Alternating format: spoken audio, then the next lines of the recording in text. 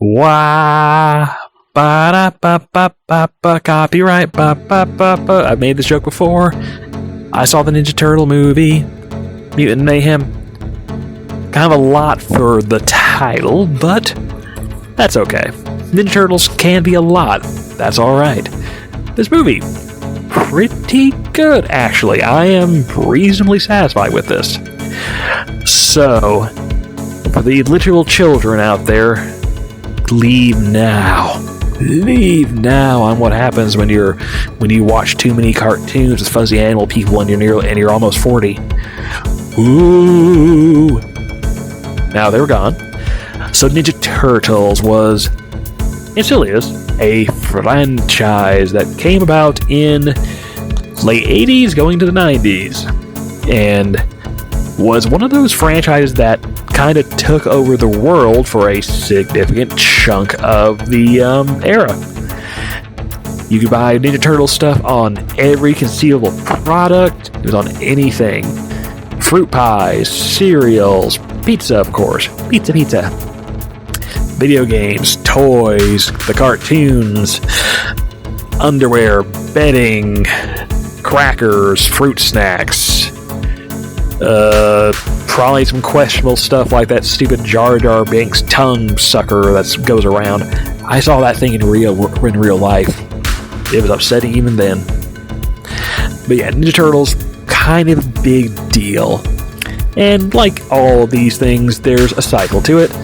It starts, hits the major high, and slowly starts to ease out and level out in terms of popularity for a while, and then as it becomes when a franchise like this, they either die, or allowed to die, or they become evergreen. It means we don't let them die anymore, if they should, even though some of these they really should. So, every few years, after a break, there'll be a new version. It will reboot. Reboot sound effect here. And we'll start with a new incarnation. We'll start from the beginning, but we'll do things a little differently this time. Maybe Splinter will have different fur colors, and maybe we'll do this, and maybe we'll have Krang's, and maybe we won't, and maybe we'll do one where it's all like fighting aliens and stuff. And there's one in cyberspace. There's the anime one where they were like stone. They had like magic rocks or something, and they turn into a super turtle. It only lasts 5 minutes because it's an anime, and they have to have a timer on this shit. Whatever. Turtle's been around for a while. There's lots of weird versions of it. Some I quite like, some I don't like at all. This is one of the ones I do like. I'm going to be blunt here. Still, to this day, even after seeing this movie, my go-to for Ninja Turtles is the very first live-action movie. That was the one I saw as a kid. That's the one I fell in love with, and is legit. And I will fight you on this. I'm a cat. I will fight you on this. It is actually a legit good movie. Cheesy. Yes. Silly. Yes. Dumb. Yes. But a pretty good movie. The fighting's pretty good. The special effects are pretty cool. These are real stuntmen wearing giant animatronic turtle heads and masks and actually doing a pretty good job of fighting ninja people. Cool shit. Intimidating Shredder. Still the best Shredder, honestly. Cool Casey Jones, who went on to become the bald dude on Law & Order SVU. It's a cop. He's became the bald, angry, grumpy-looking dude on like all the procedural cop shows that have been running for years. And he was young and had a bunch of hair and was Casey Jones and acted completely different. And apparently is not super proud of having done these movies when he was young, but whatever. You should own it, dude. What's her name? April Hogue? I think it's her name. I might be mixing her name, the actress's name, with Jennifer Hogue. Played April. Still the best April. Funny, amusing, played well with all these stuntmen crammed into very expensive, very hot and sweaty costumes. She took it seriously. She did her job. She did a good job. It seems to be a very nice lady on Instagram and dealing with NECA when they're making toys of her and stuff. Seems nice. They didn't bring her back for the second or third movie. Damn shame. New lady was fine, but damn shame. Anywho. Oh yeah, I saw a new movie. I should talk about that one. Yeah, so Mutant Mayhem from Seth Rogen's crew, which would be a big red flag, honestly, at first glance, but they actually do things good here.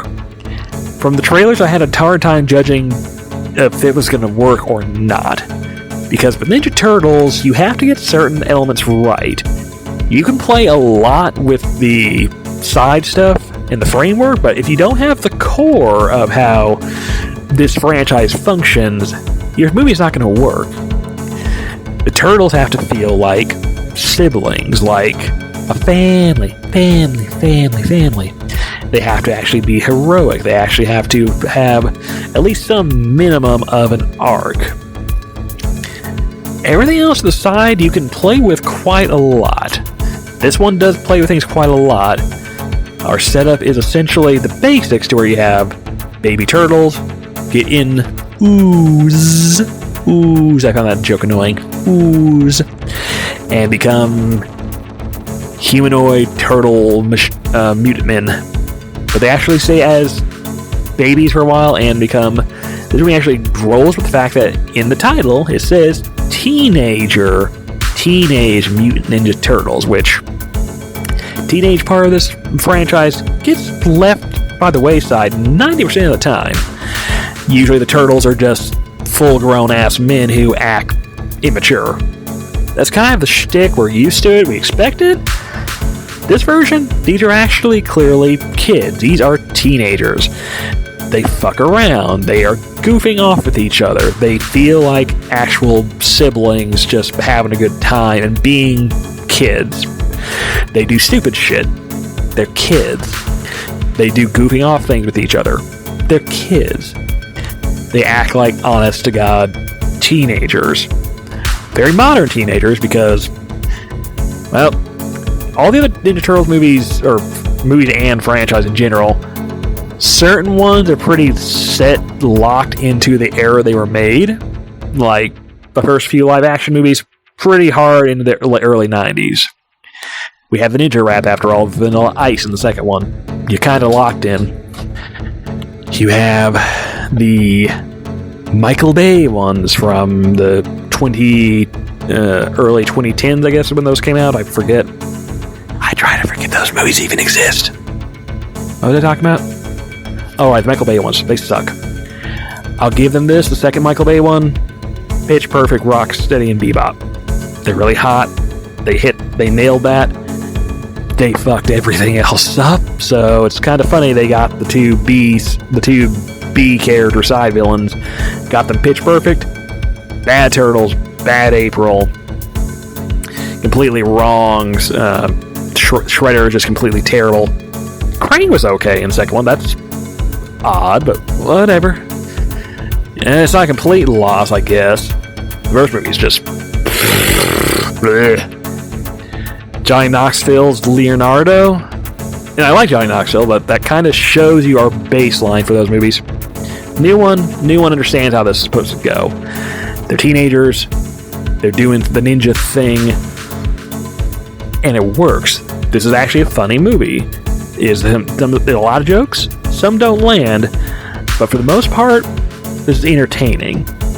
Other parts of this thing. It is a cartoon, and we are now in, I'm going to clearly say, the new renaissance of animated movies. Thank you, Spider-Verse. Again. Because now, all the animated CGI movies, and anime movies in general, the game has been raised. Ninja Turtles, Mutant Mayhem doesn't raise the bar, but is very clearly getting onto that bar and hanging out and kicking around its turtle feet and having a good time. There's an art style here. It is very much a deliberate art style that looks kind of fugly, to be blunt. Not so much the turtles themselves, but like, there's discourse over April and how she looks, and then you're like, I watch the movie and I go, huh, you see the other humans and they're like, oh god, they're god, they're hideous. You see April, you go, oh, okay, she looks like a normal actual human now. And like, she looked, I thought she looked fine anyways to begin with, but now, like, people are complaining online, ooh, big shocker. But then you see the rest of the humans in this movie, and you're like, oh god, that guy's face is like, ugh. Oh, his eyeballs don't line up. Ah, god, they're ugly. So, like, there's some deliberate choices. This movie is grungy and gross, and honestly, the aesthetic reminds me of the Playmates action figures for the original movie, or for the original cartoon toy line. Those figures had tons of extra detailed sculpts and grime and just gross gooiness to them, and it was fun. It was part of the appeal of that line, honestly, is the extra fun stuff on them. Playmates didn't bother painting the extra detail usually, but it was there. We appreciated it. This movie has that aesthetic of extra grunge and grime that makes these honestly gross mutant monster characters fun. These are fun designs. Speaking of the mutants, this one does have Mutant Mayhem in the title, and it takes advantage of that because there's a lot of mutants. They don't get to do that much, except for Mondo Gecko. Mondo Gecko gets a ton of screen time. It's Paul Rudd, by the way. And clearly he was having a blast in the recording booth, and at some point someone went, Paul Rudd's the best secondary character we've added in this thing. Mondo Gecko is great. Give him more to do, which they do. It's not a distracting amount, but it's Mondo Gecko who is like at best a B-lister in the Ninja Turtles canon, I suppose we're going to go with this. He's not that important. So seeing him getting to do a lot of things, and his design is actually fairly cute, and considering some of the in this movie, that's a big compliment on his end. Yeah, it's fun. Mutants and mutants, they can do a thing. We got a Bebop, we got a Rocksteady. Bebop has nipple rings. I noticed that movie. Thank you for the nipple rings on the big fat pig man. Thank you. Checks in the mail. Mwah. Rocksteady's here. Ray Fillet with a design I don't particularly like, and he sings. Okay. Wingnut. Alright. Leatherhead. Sure. Stinkbug, whatever his name is, or she now apparently. There's a lot. They're pretty fun. They don't do a ton, and they're kind of like glorified cameos, but they're there. They're fun. And then we have our main bad guy, who is new, mostly, Superfly, played by Ice Cube. Which, that's alright. Weird casting choice. It works fine. Like, Superfly is not particularly an interesting villain. He's just kind of the bad guy to fight. But they do what they can with him, and Ice-T is rocketing. It goes wildly between kind of someone you want to hang out with and someone who is going to who is probably going to stab you after the hangout's done. It works. It's not deep. It ain't complicated. He's also one of those odd decisions the movie makes that I'm not completely on board with. Like, for the context of the movie, it works fine. It makes sense. It doesn't hurt the movie particularly or break it in any particular way. It's completely I'm an old generation fan of this thing. They've done a new direction with a character or some decisions with the character's motivations, and I'm like, that's different. I don't know if I like it, but Ninja Turtles is a franchise that's been reinvented, rethought, redone, reborn, mutated tons throughout its entire lifespan. Like, the last Ninja Turtles thing before this had them, like, fighting an alien invasion dude, and it was practically unrecognizable. This is much more back to, I can tell what this is, and this feels correct. The tone is correct. The characters aren't snarking at each other constantly in a weird, everyone is trying to be Michelangelo. When everyone's Michelangelo, nobody's Michelangelo. Rise, I'm sorry, Rise, I didn't like you. I appreciate you tried something different, but it did not work. Great animation, hated everything else, bad character designs. I'm sorry.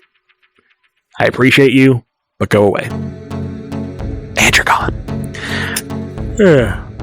But now this one's probably going to hang around a while. Theater was actually crowded in the middle on a weekday afternoon. Good sign. I think they already announced it's going to get a sequel in the cartoon series. This is fine. This is a good new addition to add to the franchise, to keep going, to continue to stay going. Certain franchises should be allowed to die. I'm fine with this one keeping going. I grew up with it. This is a new version that I can enjoy. May not be for me entirely, but I can enjoy it. If I had kids, they introduced us to them, and they liked it, I'd be like, cool, we got something in common. Aside from being a DNA and being a cat, and all that stuff would come with being one of my kids. I don't have kids. Sorry. I reproduce asexually because I turn people into me. So, like, I guess it's technically like I guess the closest thing in comparison would be like a starfish? Or maybe, an alien that possesses you and replaces you. I'm a pod people. We'll go with that. Anyway, movie's good. I have issues with it. I don't like the Splinter. He is a low-tier Splinter by wide margin. He's not the worst Splinter. Worst Splinter is still in the Michael Bay one, because that one looked like it was diseased in some gross manner. I didn't want to touch it. Go away. This one, crappy dad. Easily the worst dad in the group, which is saying a lot considering most of these Splinters are ninja masters kicking their kids' ass to make them into ninjutsu masters. So this one being a crappy stay-at-home dad, it's a little more relatable. He does actually get an arc, which is unusual for a Splinter. They usually come pre-packaged and done when they show up. So that's novel. I don't like the direction with it, but it doesn't break the movie for me. It's just a thing I don't care for. In the context of the overall movie, it's fine. It works. It does end in an interesting place, too. Like, I won't go into total spoilers, because this is worth a seeing. I actually liked it enough. I would like to keep most of the spoilers intact. Ends in an interesting place. It does have good messaging, too. Like, it's got a basic messaging of these turtles want to be accepted. They want to fit in. They want to be part of your world. I'm not going to see that live action remake it look like shit. Yeah. They want to be part of the world, and they have to figure out doing the right thing. You should do the right thing because it's the right thing, not because of any beneficial gain you might get from doing the right thing. That's a good message. And the other part being a nice inclusivity of people can be garbage, but not everybody is garbage. Give people a chance. So these are nice messages that work, especially in the Turtles movie, and the ending puts it in a very interesting spot to play with. Reminds me of some of the stuff that the comics have done semi-recently. But anyway, I am in New York. There's a van back here that's got logos and perhaps a theme going on here, and an open sewer. I might go play with those. You can guess which one I'm going to go jump into. Stinky place. Oh yes, before I go, like and subscribe for the however many people bother watching me at this point. I do my best jokes on the outro. At least I think so. Mwah.